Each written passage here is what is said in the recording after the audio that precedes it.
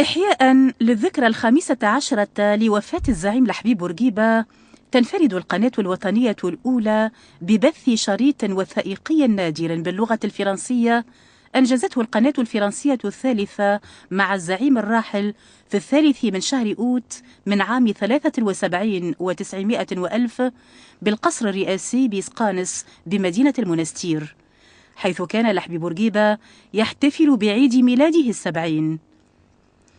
في هذا الوثائقي النادر استرجع الزعيم لحبيب بورقيبة جوانب من سيرته الذاتية، واستعرض صفحات من كفاحه ونضاله من أجل استقلال تونس وحريتها وكرامة شعبها. وحفاظا على الذاكرة الوطنية وتخليدا لذكرى زعيم تونس وباني دولتها الحديثة لحبيب بورقيبة، تبث القناة الوطنية الأولى هذه الوثيقة النادرة التي مضى عليها أكثر من 40 عاما كاملة وبلغتها الأصلية.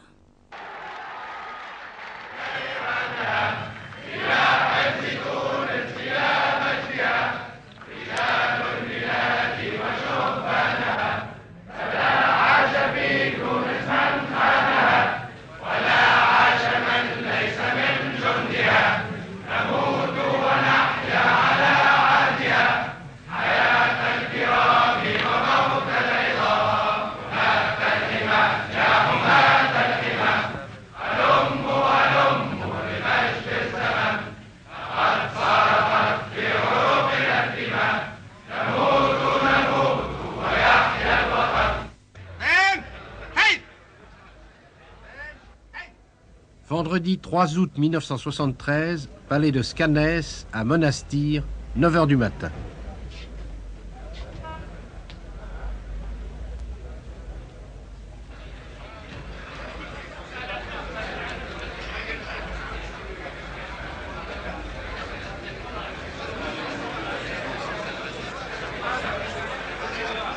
La Tunisie rend hommage à son grand homme.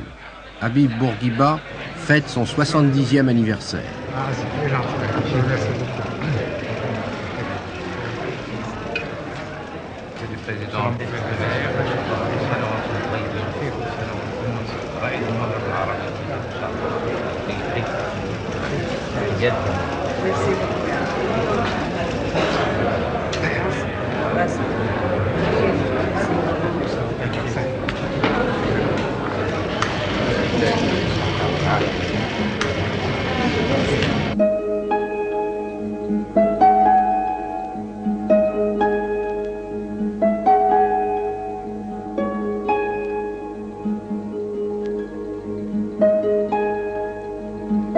Sur ce site de monastir qui fut tour à tour la Ruspina carthaginoise et romaine, puis un monastère chrétien, le palais de Scanès est la résidence d'été du chef de l'État tunisien.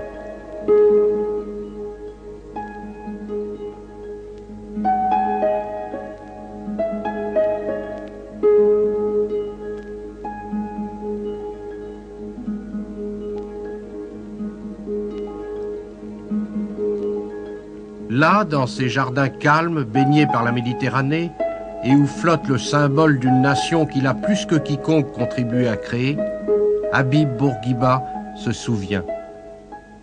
Ma vie m'apparaît comme un rêve de jeunesse que j'ai pu réaliser dans l'âge mûr.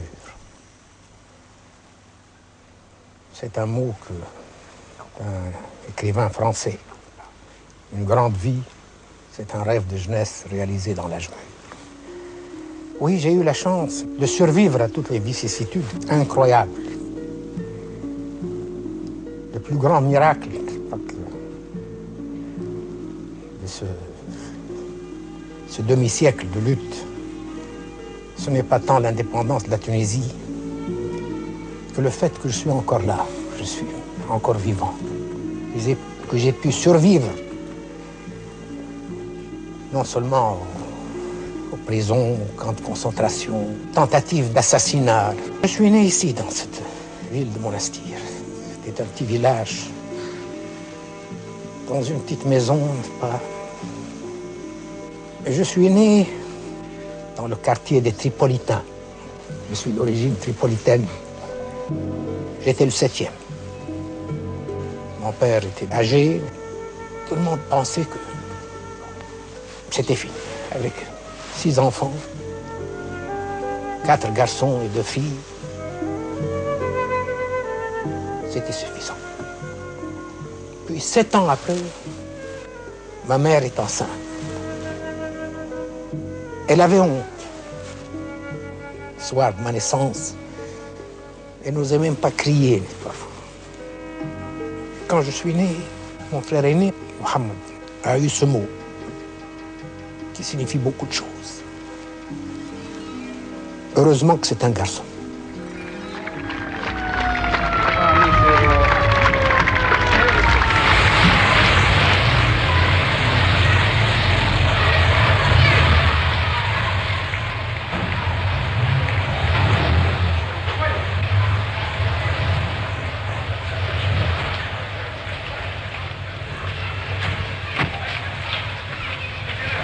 Merci, Monsieur le Président, de venir ici dans votre maison. Je vous ai prévenu que la maison où j'ai passé mon enfance n'était pas celle-là où je suis né. Évidemment, ce que vous voyez ici n'existait pas. Il y avait 2 vestibules. Parce que je n'avais pas le droit de voir ce qu'il y avait dans les usages de ce moment-là, les femmes. Alors on rentrait par là. Alors, de cette façon-là, les femmes étaient protégées, vous pouvez travailler, pas ici. Et c'est là où nous avions mis nos, vous savez, nous utilisions le blé pour acheter le blé. C'est là où C'est une meule pour le blé, c'est une ça. meule, oui. C'est notre meule. Mais ça arrivait souvent, n'est-ce pas, d'utiliser ça avec ma sœur, n'est-ce pas, ma sœur devant, comme ceci. Hein? Et puis alors, il y a le grand tamis avec du blé, un tamis, du blé dedans, n'est-ce pas? Et avec ça, on arrivait à tourner. Il m'est arrivé d'aider ma sœur, n'est-ce pas? Alors qu'elle était malade, elle avait les yeux, elle avait une conjonctivite. Alors, moi, je ne connaissais pas quand est-ce qu'il faut mettre le blé. On prend le blé, n'est-ce pas, et on le met à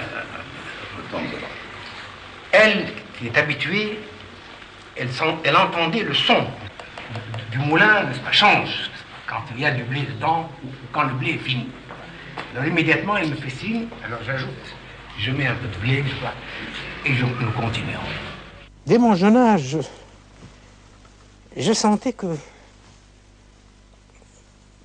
je causais beaucoup de soucis à ma famille, à mon père, à ma mère, vendu un peu trop tard. Que j'étais un peu de trop, j'étais un peu indésirable. Pas que... Ils avaient pour moi beaucoup d'attention. Ma mère m'a laissé téter jusqu'à l'âge de 2 ans. C'était une façon, n'est-ce pas, de prouver son affection. Mais elle était soucieuse, elle voyait que elle ne vivrait pas pour me voir enfin libre, avec un emploi, avec la possibilité de gagner mon pain. Et c'était le grand souci de mon père et de ma mère. Cette pauvreté, cette vie difficile, est-ce que ça n'a pas engendré chez vous un sentiment de révolte? Non. Cette pauvreté crée en moi un sentiment, n'est-ce pas, de sens de la dignité, n'est-ce pas, de l'honneur, parce que mon père a fait 19 ans de service militaire. C'était un officier. Je pensais surtout, n'est-ce pas, à ma situation d'être le plus petit, n'est-ce pas, le plus jeune. Je me disais, enfin, pas de chance, n'est-ce pas. J'étais un peu le domestique de tout le monde, n'est-ce pas. J'appelais mes frères aînés Sidi, c'est-à-dire Monseigneur, Monsieur, n'est-ce pas. Et Il m'arrivait parfois d'aller à l'école avec des souliers usés, troués. J'avais froid aux pieds.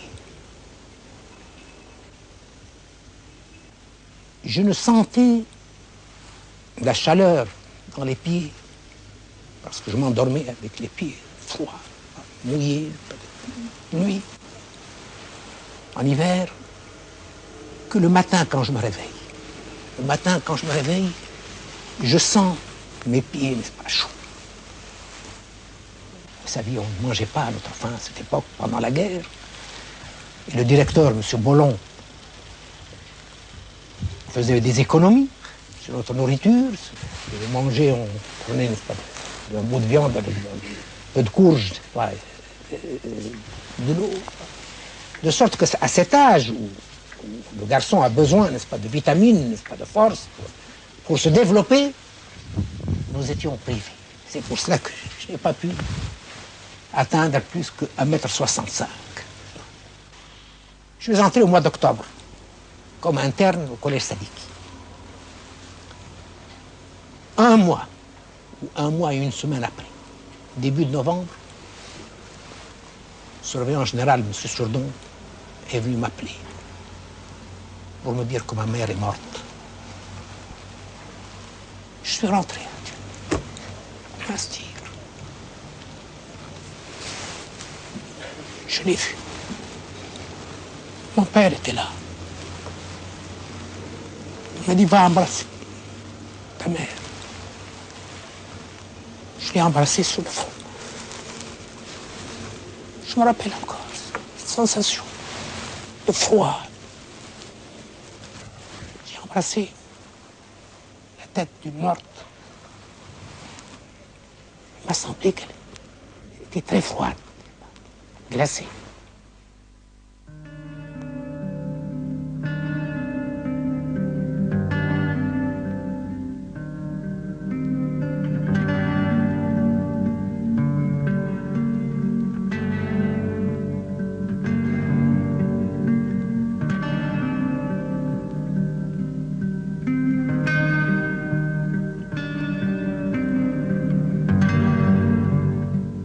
En allant à l'école, le matin, je voyais les rues, la place de la Casbah, avec des soldats français, des zouaves, armés.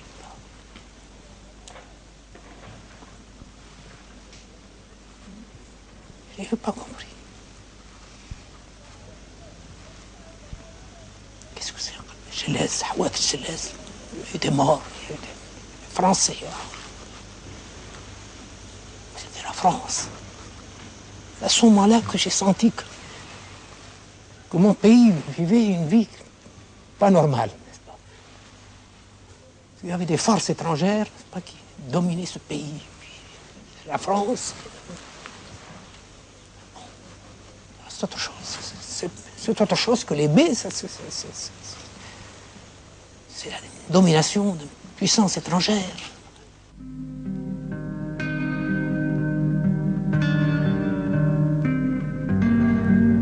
Cette vie pas normale, c'est celle de la colonisation. La France gouverne un empire sur lequel le soleil ne se couche jamais et la Tunisie n'en est qu'une parcelle.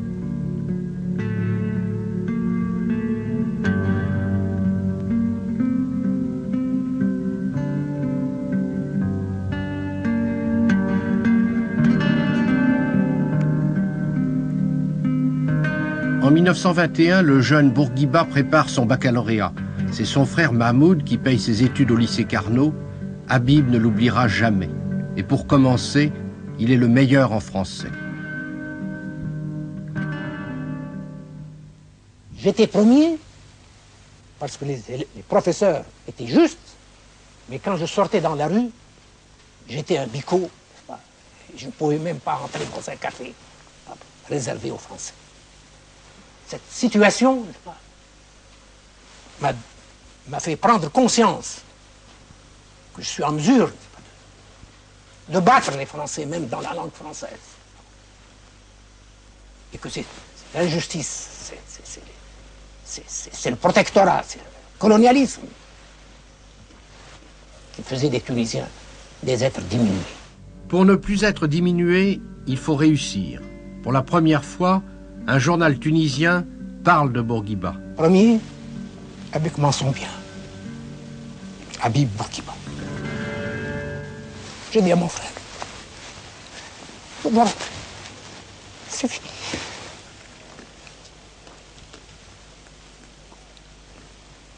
Je lui ai dit, je voudrais continuer. Aller en France. Finir mes études. Voir un peu la France. Me pénétrer de cette civilisation. Ce peuple, n'est-ce pas? Voir les dessous de cette formidable machine qui est en train de nous écraser. Faire les points faibles, les points forts. Voir le Parlement, voir les meetings, assister, n'est-ce pas? Sans parler des études à la faculté. Je voudrais aller à Paris. 27, j'ai pu obtenir ma licence de droit, mon diplôme de l'école libre des sciences politiques et rentrer sans le sou avec une femme. Cette femme, c'est Mathilde Lorrain, une Française. Il l'épouse en août 1927. Elle lui donnera un fils, Habib Bourguiba Junior. Plus tard, beaucoup plus tard, ils divorceront. Mais aujourd'hui, Bourguiba a tenu à remettre à sa fidèle compagne la plus haute décoration tunisienne, le mérite Bourguiba.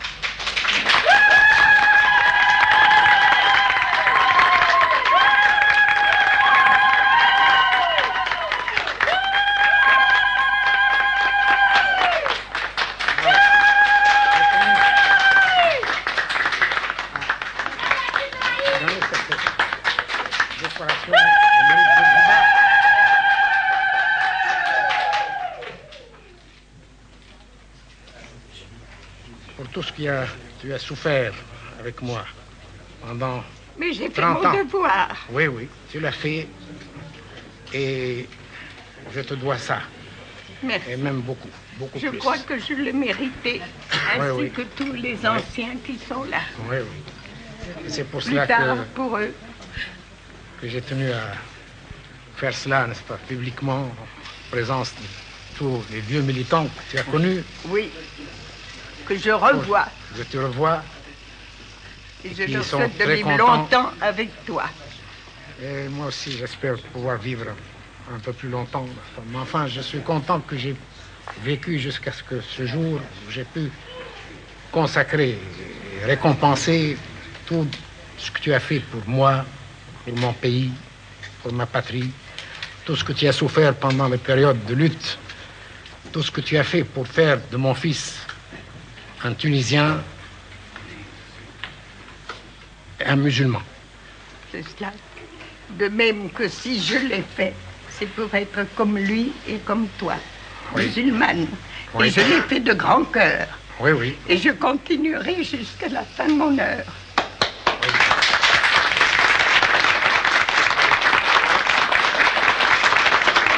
Ce qui m'impressionnait, c'est surtout la domination coloniale, l'humiliation, n'est-ce pas? Le fait que cette politique, n'est-ce pas, non seulement, n'est-ce pas, nous déposséder de nos terres, n'est-ce pas, et de nos biens, n'est-ce pas, mais nous mener tout droit, inéluctablement, vers l'annexion, n'est-ce pas, l'assimilation, n'est-ce pas, la disparition, la mort. N'est-ce pas. Et que devant cela, n'est-ce pas, je me suis soulevé, n'est-ce pas, j'ai heurté,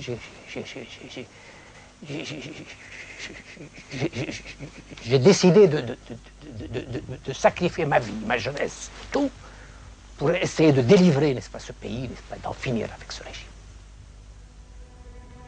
J'étais un de tous ces patriotes qui existaient, de cette jeunesse, n'est-ce pas, qui vibrait, n'est-ce pas, pour un idéal, n'est-ce pas, qui paraissait inaccessible, n'est-ce pas, et que moi, j'ai voulu réaliser. J'étais décidé, n'est-ce pas, à consacrer toute ma vie, à mourir, Kaïcha. C'est la mort ou la liberté. Bourguiba fonde le Néo-Destour et il se jette à fond dans la lutte. Le 3 septembre 1934, il est arrêté. Oui, ce jour-là, le 3 septembre au matin, à l'aube, alors que les militants, n'est-ce pas, étaient dans la maison, je vois arriver le caïd de Monastir, Hachem Khalifa, qui vit encore.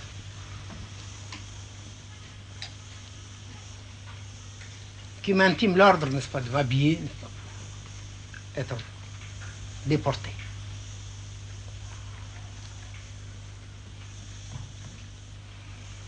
Il dit, je m'y attendais.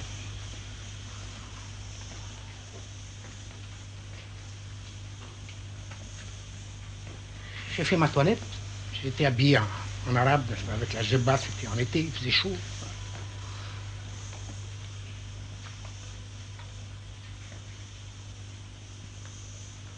J'ai fait prévenir ma sœur, qui habitait ailleurs, qui était un peu plus loin, elle est venue en pleurant, n'est-ce pas?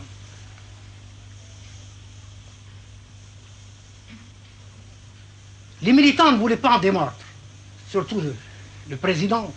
Il dit, nous ne sommes pas des hommes. Si nous vous laissons prendre comme ça, n'est-ce pas, entre nos mains, mais nous mourrons ici tous. Imbécile. Tu n'as pas compris ma stratégie. Ce n'est pas comme ça. Il faut que je sorte, que je parte. C'est inutile, n'est-ce pas? Vous allez faire une bagarre. Bon, ben, la France apportera son armée, sa gendarmerie, vous serez écrasés, moi aussi, et ce sera fini, n'est-ce pas, du mouvement. Moi, c'est autre chose. Vous avez oublié alors tout ce que je vous ai dit. Ce n'est pas un attaquant de front, n'est-ce pas, la France, n'est-ce pas, la force française. Je sortirai. J'irai là où on m'amènera. Mais après moi, je suivre mes instructions. Maintenir l'agitation. Cette agitation, n'est-ce pas, pour laquelle je suis maintenant, aujourd'hui, n'est-ce pas, déporté, il faut savoir la maintenir, l'augmenter, la faire durer, quel que soit le prix, jusqu'à ce que la France finisse par me ramener. Voilà ma stratégie. Il ne s'agit pas de m'empêcher de se heurter avec la force française, n'est-ce pas? Alors ils ont compris. Je dis bon. Alors, rappelez-vous de ça. Moi, là où on me mettra, ne craignez rien. Je tiendrai debout. Je resterai debout. Je ne flancherai pas. Dans 10 ans, dans 20 ans, je serai toujours comme vous le savez. Je vais sortir. Je vous dis qu'au moment où je passe la porte, il faut que les femmes poussent des you-you de joie, pas des pleurs. Vous savez ce que c'est que les you-you, n'est-ce pas? Dans les cérémonies, les mariages, n'est-ce pas? C'est des cris de joie. Il faut des cris de joie et non pas des larmes. Je m'en vais. Je ne suis pas un criminel. C'est dans la lutte pour mon pays que je vis. Il faut des you-you de joie. Bourguiba sera déporté dans l'extrême sud de la Tunisie, à Borges-le-Bœuf, près de Tataouine. Il y restera 2 ans, jusqu'en avril 1936.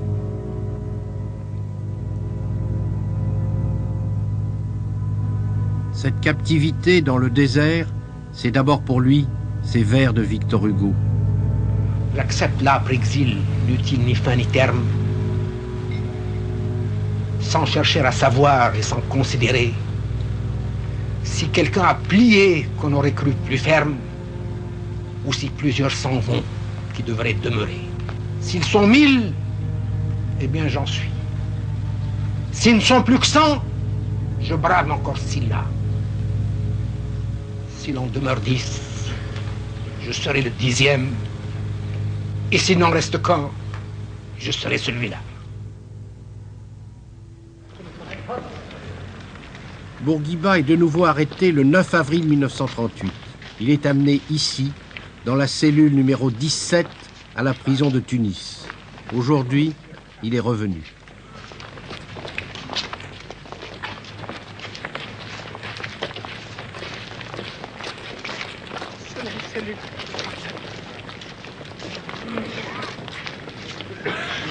C'était votre cellule? Oui, c'est là où j'ai passé la nuit du 10 au 11.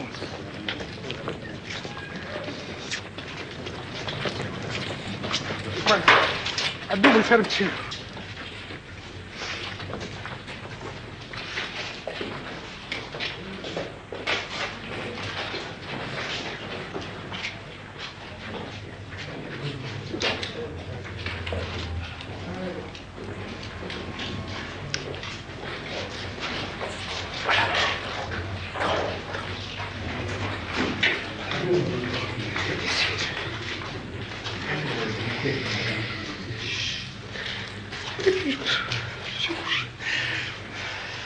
Avec mon parti, mon burnous.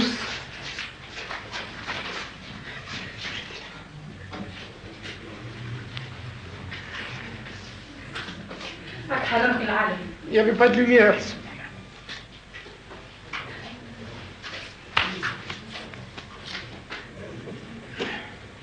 Voilà. J'étais comme ça. Chef d'accusation contre Habib Bourguiba, provocation à la haine des races, au vol, au meurtre, au pillage, à l'incendie. Et le juge d'instruction, le colonel de Guérin de Kayla, qui était décidé à avoir ma tête, parce qu'il me considérait comme le plus grand danger pour l'Empire français. Avec toute l'estime qu'il avait pour moi, il avait pour moi beaucoup d'admiration. Et il disait, c'est un homme qui doit mourir, qu'on doit exécuter en lui tirant un grand coup de chapeau, s'il le faut, mais qui doit mourir si l'Empire français doit exister. J'ai dit à mes camarades de savoir mourir bravement. Il ne faut pas se laisser bander les yeux, n'est-ce pas? La mort, c'est peu de choses. C'est une seconde. Ils vont mieux mourir les yeux ouverts, en criant « Vive la Tunisie !» «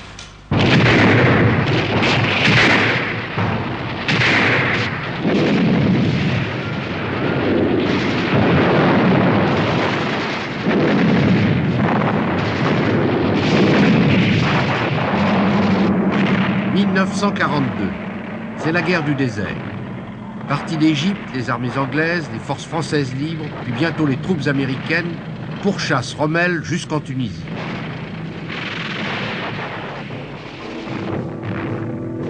Pendant tout ce temps, Bourguiba était transféré de prison en prison. Libéré par les Allemands, il va pourtant refuser de prendre parti pour l'axe dont il pressent la fin, comme ici celle de l'Africa Corps au Cap Bon. «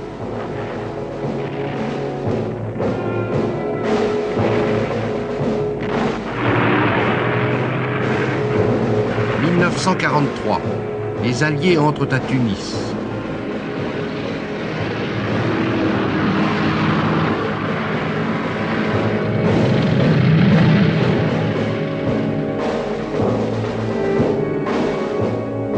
La ville est en ruine, le port dévasté. Et avec la fin de la guerre, tout rentre dans l'ordre colonial. Les années passent, le même cérémonial se poursuit.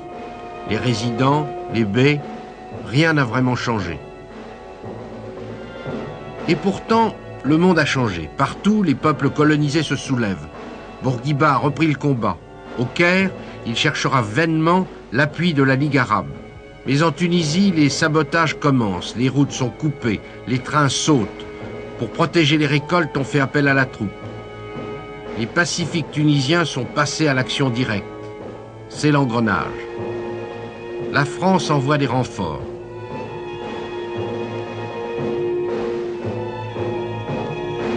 Bourguiba organise la résistance. Je formerai des hommes pour qu'aux balles, les Tunisiens répondent par des balles. Même avec des bandits, même avec des félagas, même avec des gens capables de tirer, de tuer, de rendre coup pour coup. On a acheté des armes, des vieilles armes.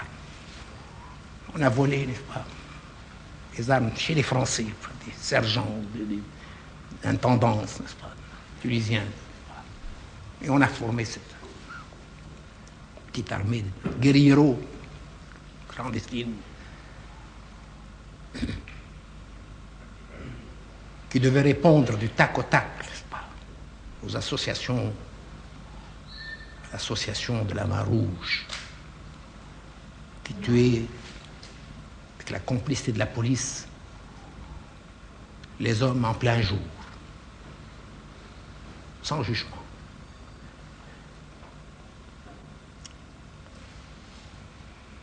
Oui, nous avons connu des moments dans cette troisième épreuve de force, des moments terribles, où la répression devenait tellement sauvage qu'elle arrivait à démolir le moral des meilleurs militants. Arrêté de nouveau le 18 janvier 1952, Bourguiba est finalement transféré à l'île de Groix.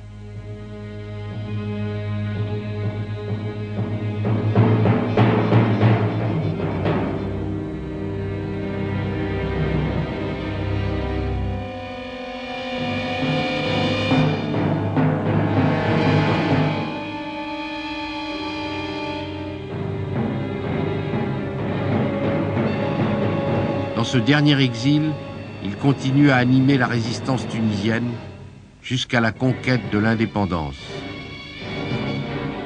Et la guerre reprise, et les luttes, et le sang, et les massacres, n'est-ce pas, des colons, n'est-ce pas, répondant aux massacres, n'est-ce pas, des Tunisiens, n'est-ce pas, coup pour coup, tête pour tête. C'est le dernier quart d'heure, la France va venir. Elle est en train de pencher, la balance de la Tunisie est en train de gagner.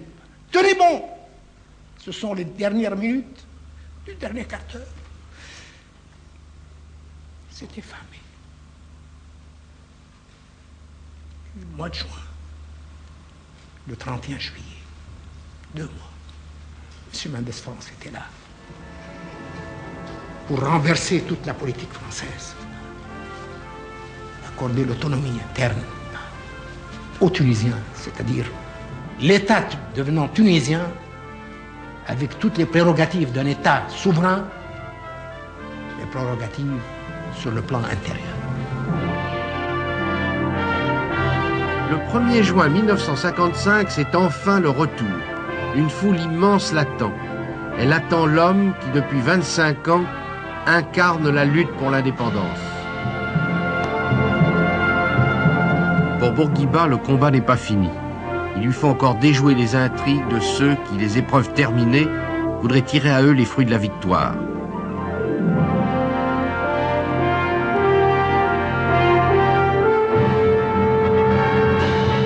Et cette victoire, il faut d'abord la concrétiser, en obtenant de la France une indépendance totale.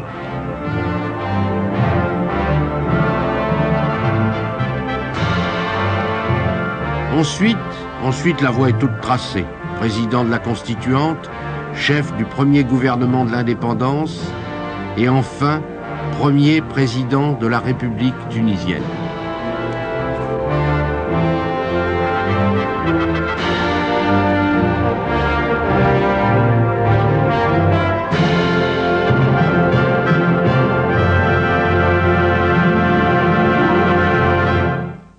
Mais aujourd'hui, est-ce que vous êtes heureux? Oui, je me sens heureux d'avoir réussi le grand pari de ma vie.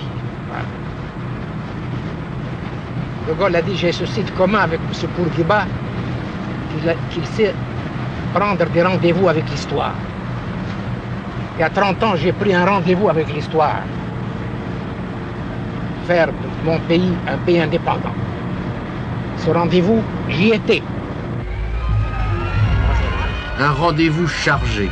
Il faudra surmonter bien des crises. Guerre d'Algérie aux frontières, Sakiet et ses morts, la bataille de Bizerte. Mais Bourguiba inlassablement poursuit sa route.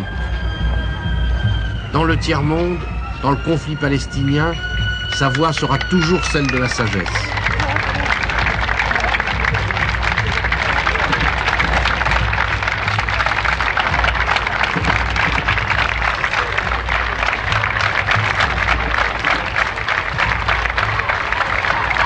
Aujourd'hui, en Tunisie, pour son anniversaire, sa route est faite d'arcs de triomphe.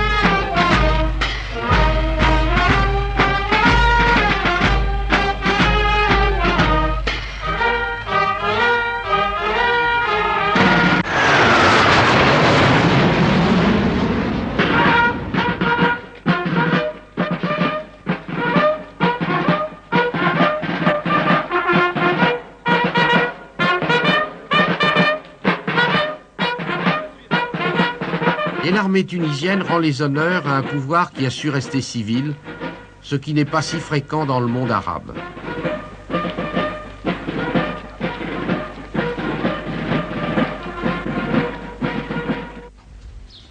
Avant de rentrer en Tunisie, je suis rentré en 1949. J'ai vécu, j'étais en Égypte, le premier putsch militaire. C'est un putsch qui s'est réalisé en Syrie par le colonel Zaïm, Hosni Zaïm.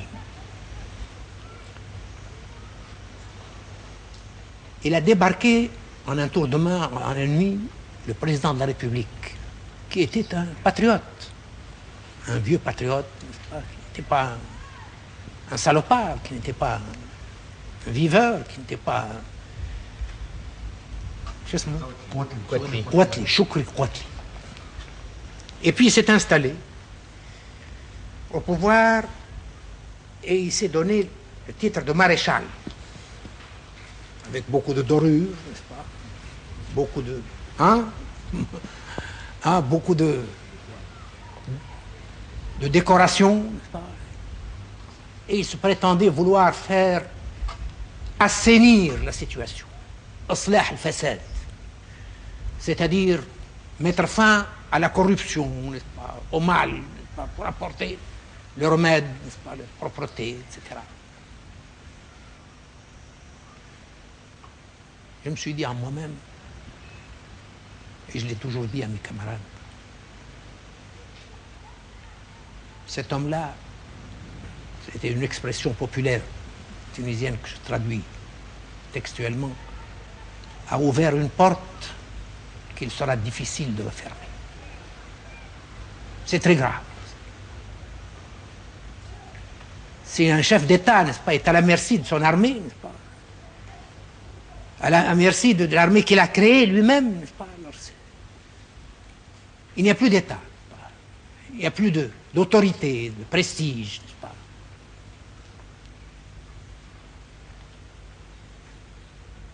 Eh bien, je vais vous dire une chose que vous ne savez pas, peut-être. Cette situation a failli arriver en Tunisie.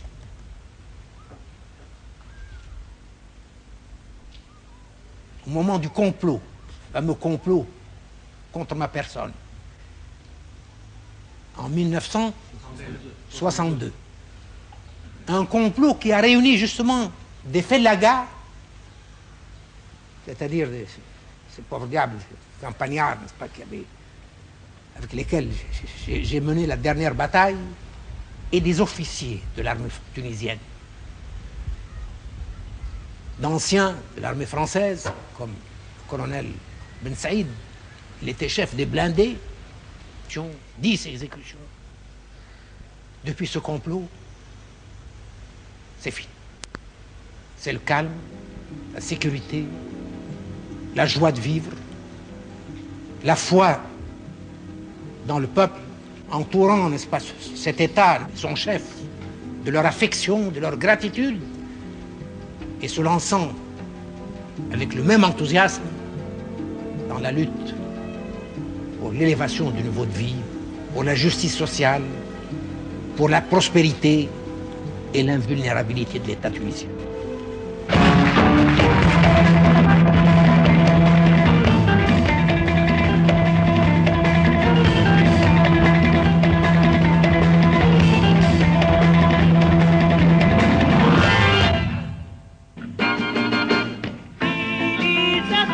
Gougouche, la plus grande vedette iranienne, est venue chanter à Monastir pour l'anniversaire de Bourguiba.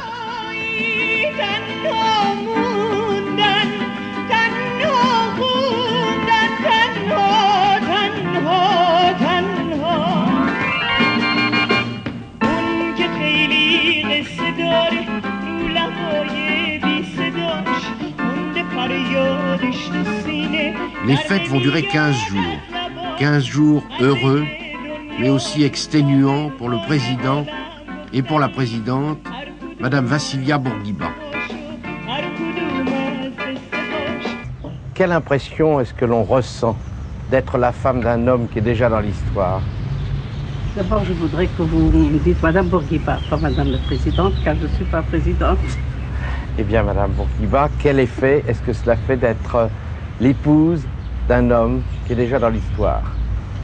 Je crois que c'est la chance de ma vie d'avoir été la compagne d'un homme aussi prestigieux, un homme qui est dans l'histoire, et d'avoir vécu à ses côtés et vécu enfin les moments émouvants pendant la lutte. Est-ce qu'il y a des moments que vous regrettez? Oh non, jamais. Au contraire, je vis avec ces souvenirs. Monsieur le Président, si je vous pose une question simple, qu'est-ce que c'est que le bourguibisme? Ben, le bourguibisme, c'est un peu le résumé, enfin, ce que vous pouvez tirer de tout ce que j'ai fait dans ma vie. Cette façon de voir les choses, cette façon d'exploiter l'événement, d'avoir un but honorable et fascinant, des qualités morales, une ténacité à toute épreuve, le sens du possible, le sens des étapes, la persévérance, le mépris de la mort et des risques, les calculs justes, les vues lointaines, les plus justes. Enfin, tout cela, c'est Bourguiba, c'est le bourguibisme. C'est avec ça que j'ai fait ce que j'ai fait dans la vie. Je suis, je ne dirais pas le seul, un des rares qui a commencé à zéro, à moins de zéro, qui est arrivé à réaliser son rêve et qui y a réussi et qui mourra en laissant la Tunisie, une Tunisie tout à fait autre, différente de celle qu'il a trouvée quand il est jeune, et qui durera et qui continuera sur la lancée pendant des siècles, quand mes ossements seront devenus de la terre. Voilà Bourguiba. Un monastère près de la maison natale, le mausolée de Bourguiba. C'est ici que sera mon tombeau. Ici. Monsieur le Président, est-ce que vous pensez à la mort? Oui. Je jamais cessé de penser à la mort. C'est que, mais ça ne m'a pas jamais effrayé. Et au souvenir du peuple tunisien? Oui. C'est ce que je leur ai dit tout à l'heure. Je sais que vous donneriez votre vie pour prolonger la mienne, mais quelle que soit la longueur, n'est-ce pas, la durée de ma vie, elle finira par la mort. L'essentiel pour moi, c'est que vous continuez après moi, n'est-ce pas, sur la même lancée, avec les mêmes principes, sur les mêmes rails, n'est-ce pas, dans le progrès. Voilà, je dis, même si la prochaine fois je ne serai pas avec vous, si je suis mort, eh bien, je ne serai pas loin de vous, je serai ici, pas loin de la salle des congrès. Je serai ici, dans cet endroit, avec une immense dôme ici, avec de la lumière. On va enlever tout ça, on va faire des grandes colonnes pour permettre à la lumière d'entrer. Permettre à la lumière, oui, ça.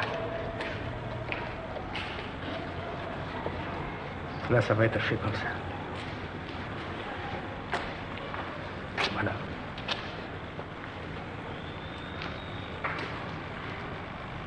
Ce n'est pas que j'attache une grande importance, n'est-ce pas, ces choses-là. Je serai la terre, mais ça permettra au peuple tunisien de venir, non pas pour adorer, n'est-ce pas, des pierres, mais pour se rappeler, n'est-ce pas, la vie de cet homme et essayer, n'est-ce pas, de suivre ses traces.